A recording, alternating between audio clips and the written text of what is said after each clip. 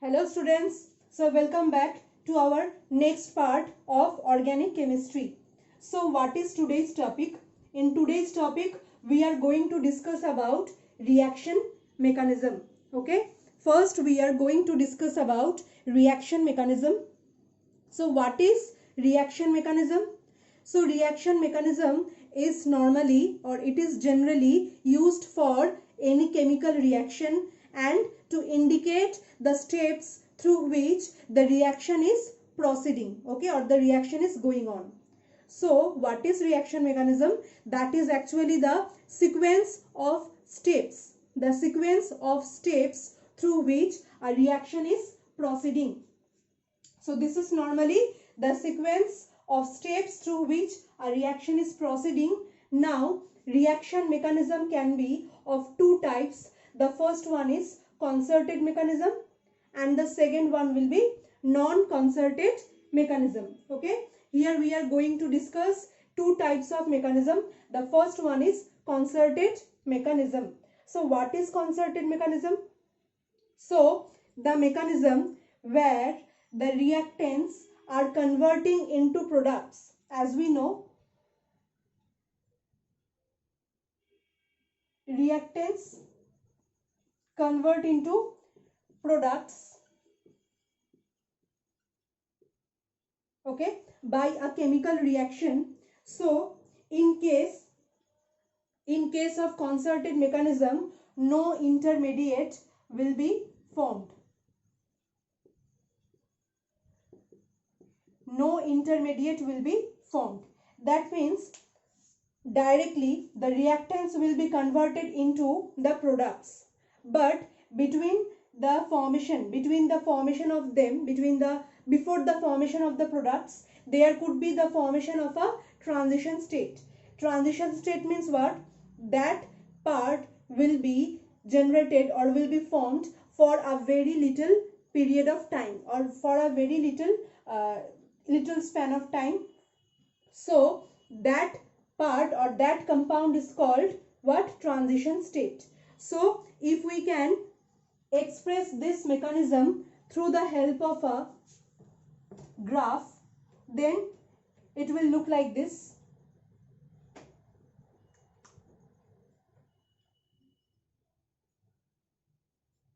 Suppose here there is the potential energy that is required for a reaction. Okay, potential energy that is required for a reaction, and along the x-axis there is the progress of the reaction or the time through which or with which the reaction is proceeding. Now at the initial part there will be the reactants.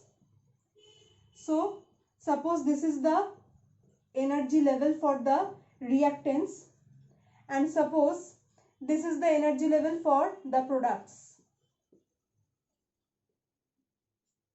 If you could observe it carefully, then you could see that the energy of the products is little bit less than the energy of the reactants. So that means this is actually an exothermic reaction. Okay, this is actually an exothermic reaction, and for this reason the energy of the products are getting lowered or decreased than the reactants. So what will happen now?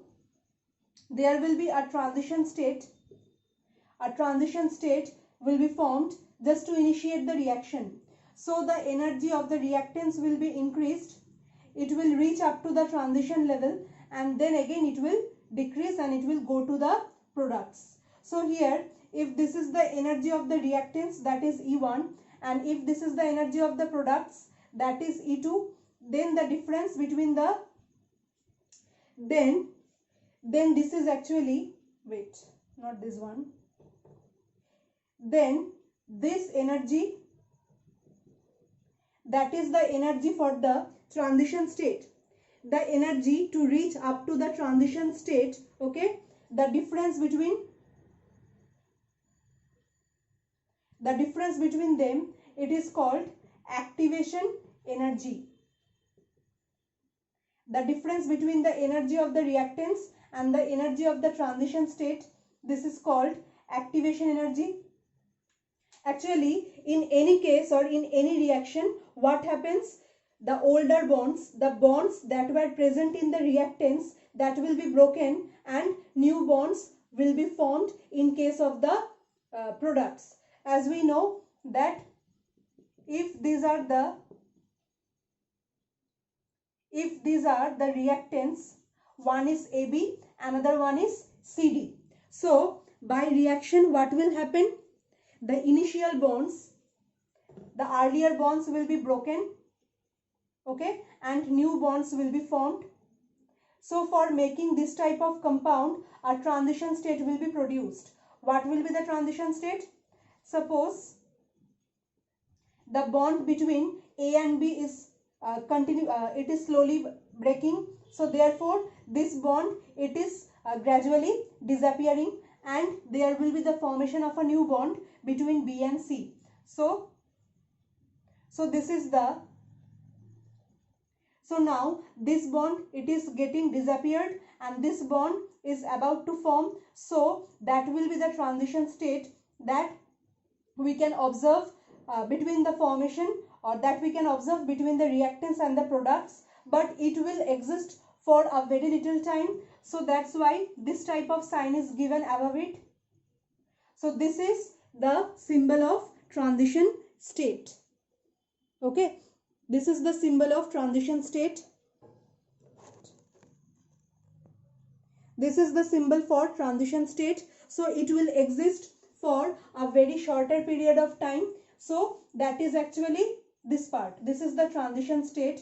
So for making the initial, for breaking the initial bonds, as we know, if we want to break a bond, we need some energy. So that energy that is required to break these bonds, that is actually the activation energy.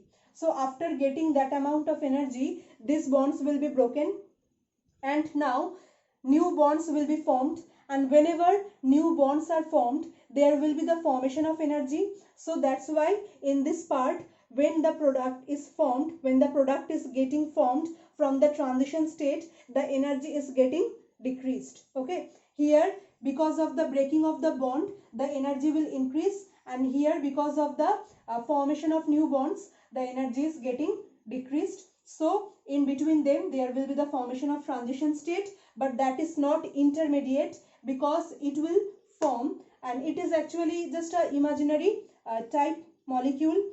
Just this is a transition like structure where there is no rigid bond between them. So it will exist for a very little second time. So that's why no intermediate is formed, only the transition state. So this is the mechanism known as concerted mechanism.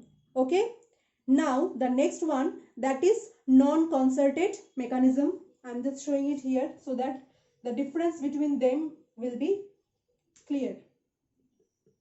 So the second step is the second mechanism is non-concerted mechanism. So in case of a non-concerted mechanism, what will happen? So as here we have seen that there was the formation of a transition state, but in case of the non-concerted mechanism, there will be the formation of intermediate between the reactants and the products. Okay, there will be the formation of intermediate. So first what will happen? First the energy of the reactants will increase. It will go to the first transition state, then it will decrease. There will be the formation of intermediate, then again it will increase a little bit, after that it will decrease. So this is the transition state 2, this is the transition state 1, and this one that we are getting in between them, that is the intermediate. So intermediate will exist for a longer time,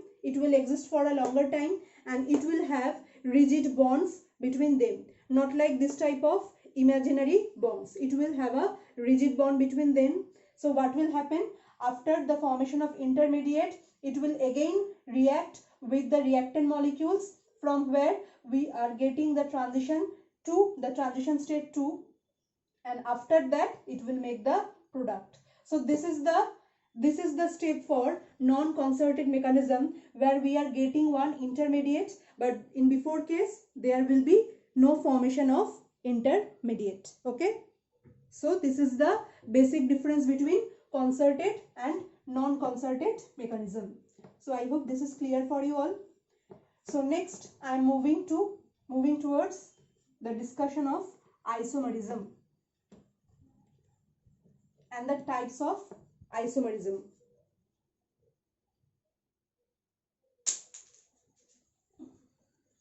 So isomerism,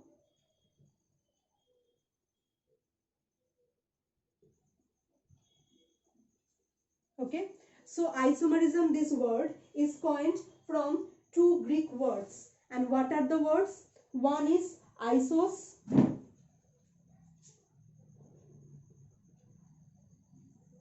Isos, this is one Greek word that means same, and this part that comes from meros, that means part or the parts. Okay, so what are isomerism? So these are actually the organic molecules which are having same type of chemical formula, okay, same type of chemical formula, but which shows different types of physical as well as chemical properties. These are known as isomers, and the phenomenon shown by those compounds is known as isomerism.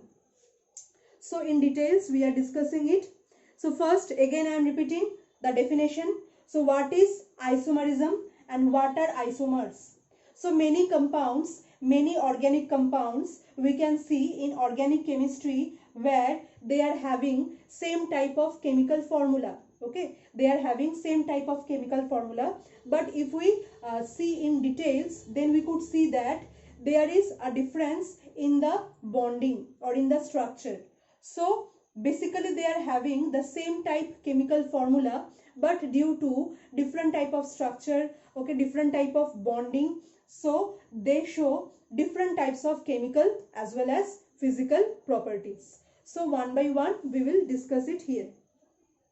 So I hope that the definition of isomerism is clear for you all. So next we are going to discuss about structure, two types of, or the types of isomerism.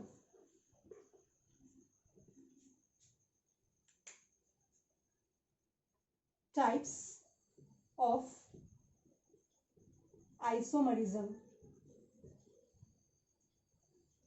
So basically there are two types of isomerism. One is structural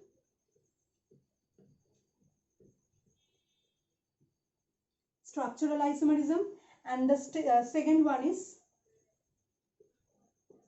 stereo isomerism. Okay, one is structural isomerism and the second one is stereo isomerism. So first we are going to discuss about the structural isomerism. Okay, the structural isomerism. So structural means basically where we could see different types of chemical compounds having same chemical formula but different types of structures in it. Okay, so first we will see the types of structural isomerism. So there are many types. The first type is chain isomerism.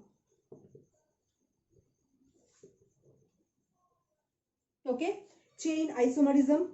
So one by one I am discussing. So now from the name it is clear that when the basic structural part is different for the organic compounds, okay, then it will make the isomerism which is known as structural isomerism. So what is the example? In case of chain isomerism, we could see that different molecules are there, different organic compounds are there which are having same chemical formula. For example, C5H12. Okay, Suppose the chemical formula is C5H12. So now we could denote or we could express three compounds by using the same chemical formula, which will differ in their chain, okay, which will differ in the number of carbons present in the main chain. So the first is, so as 5 carbons are there, so this is known as pentane. So first one is this compound CH3 CH2 CH2 CH3. So 5 carbons are present in the straight chain, okay. So this is known as N-pentane. N means normal, when normally 5 carbons are present in the straight chain. Second is when suppose one carbon, it will shift to a branched position, okay, then what will happen? Then 4 carbons will be there in the straight chain and one carbon will come in the branched position.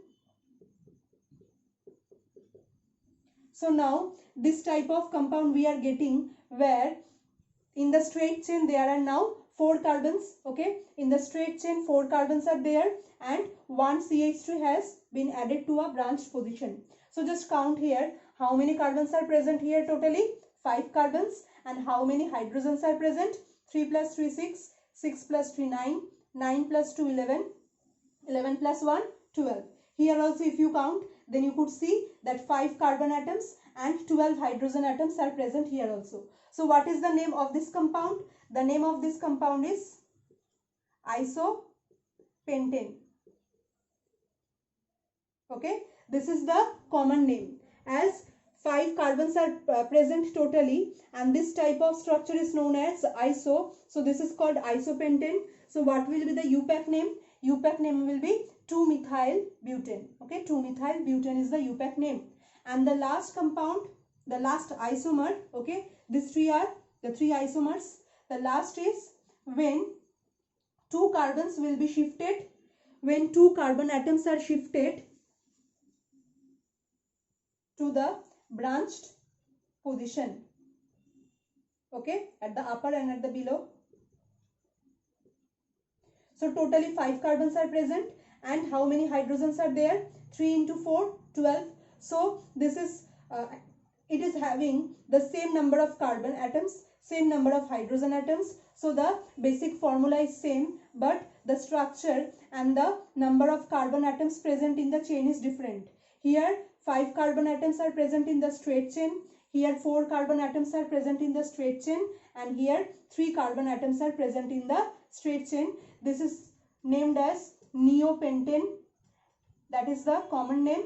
And what is the UPAC name? The UPAC name is 2,2 dimethyl propane, because 3 carbons are there. So 2,2 dimethyl propane. Okay. So these are the examples of chain isomerism. Clear? Next type of structural isomerism is functional isomerism.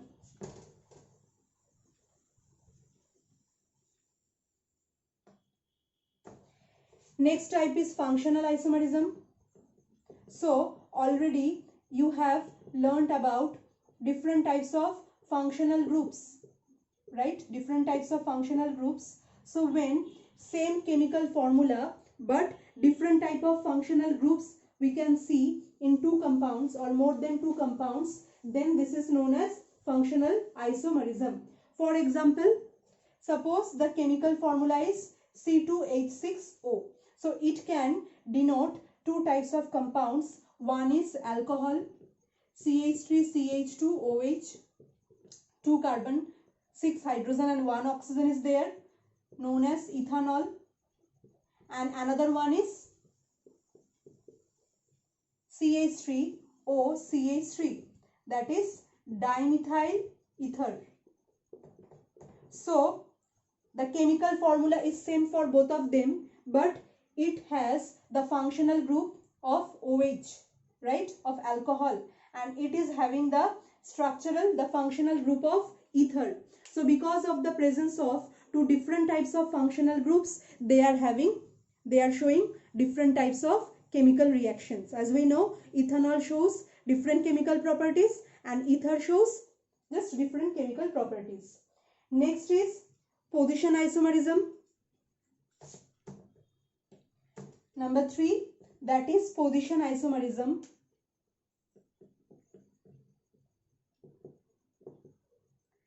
Position means if one organic compound, okay, if in an organic compound same functional group is there but at different positions, okay, but at different positions.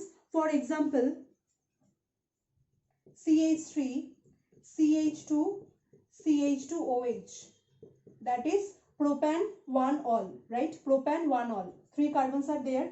Another one is CH3, CHOH, CH3, that is propan 2-ol, right? But this is also having C3H8, C3H8O. This is also having C3H8O. So both of them are having the same type of molecular formula, chemical formula, but only the position of the OH group is different. Okay, so that is called position isomerism. Next one is metamerism. Metamerism is also having same type of functional group, but the number of carbons attached to it or the type of alkyl group attached to it will change. So next is metamerism. So then this part is not required. Metamerism. So for example, first one, example of ether, that is C2H5O, C2H5. So you can see from here that totally 4 carbons are present, 10 hydrogen atoms are present and 1 oxygen. So as you can see, on both sides of the oxygen 2 carbons are present. So it could be represented in a different form like this. In one side 1 carbon is present and in another side 3 hydrogen atoms are present. Okay, so just there would be a change in the alkyl groups. Okay, here we could see the presence of 2 ethyl groups, and here on one side there is 1 methyl group and on another side we could see the presence of a propyl group. Next one is ring chain isomerism. Ring chain isomerism means both are having the same chemical formula, but one will be present in a straight chain just like this, propene having structural formula C3H6, and another one is cyclopropane. This is also having the structural formula C3H6. So both of them are having the same type of molecular formula C3H6, but this one is present in a this one is present in a chain-like structure, okay, simple chain, and this one is a cyclic compound or a ring-like structure. So this is the basic difference. Next one is tautomerism. Next one is tautomerism. So tautomerism is actually change in arrangement of atoms. So the first type is keto-enol tautomerism. So what is keto-enol tautomerism? So suppose in a compound, this is the bonding of the ketone. So this is an acetone compound, CH3 single bond carbon, double bond oxygen, single bond CH3. Now what will happen? Suppose we have added one base in it. So the base will take up 1 hydrogen atom from here. So if there would come, if it will be like this, single bond CH2 minus. Suppose a minus charge has come on the carbon atom. Okay, a minus charge has come on the carbon atom. Now what will happen? This minus charge will come onto this bond and this bond will be broken on the oxygen. So from here we are getting this compound CH3 single bond COH, because already one H plus ion is present in the reaction medium. So then there will be the formation of a double bond between the COH and the CH2 group. So because of the presence of double bond, it is known as "-ene". As we know, the double bonded compounds are added with the suffix "-ene", and because of the presence of OH, this is known as "-ol". "-ene" plus "-ol", "-enol". Okay. Now this is one keto compound because ketone bonding is present here. So this ketone compound, okay, can be interconverted into the enol compound. Okay. So by the rearrangement of bonds, by breaking and the formation of some new bonds, these two could be interconverted. So that type of interconversion between two isomers is known as tautomerism. Okay, this is also one isomer, this is also one isomer, and their interconversion is known as tautomerism. Another type of isomerism is also tautomerism is also there, that is for nitroacetautomerism, okay, in case of nitro compounds. And the other two, now the next part, that is the stereoisomerism. In case of stereoisomerism, we could see two types of isomers. The last one for today, stereoisomerism.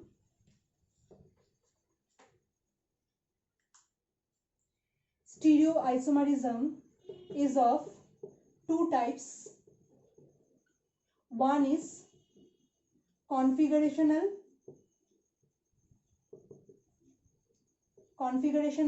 and number two is conformational. Okay, two types of isomers we could see in stereoisomerism. One is configurational, another one is conformational.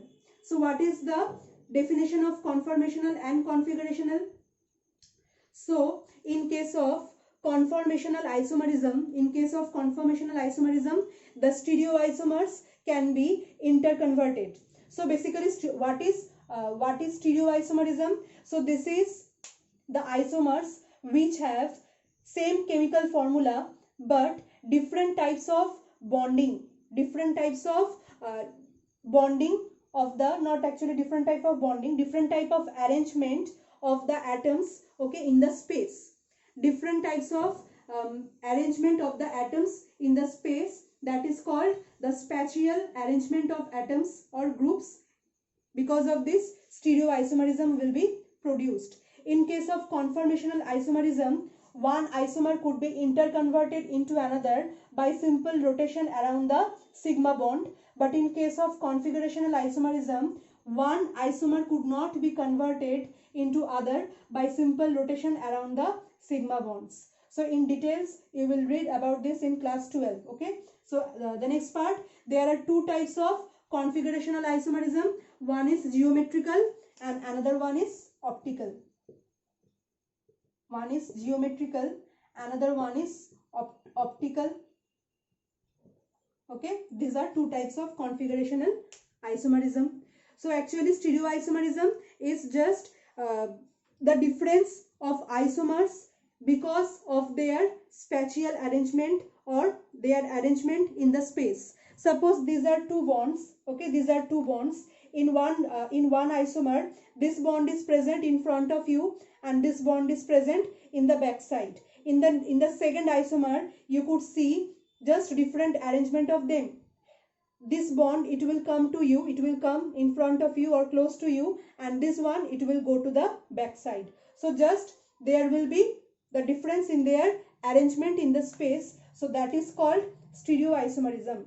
So the isomers which could be converted from one to another by simple rotation around sigma bonds, these are called conformational, and which cannot be rotated or which cannot be interconverted by simple rotation, this is called configurational. Okay, so these are the basic part. So the next part we will discuss in our next class. Thank you everyone for joining today's class.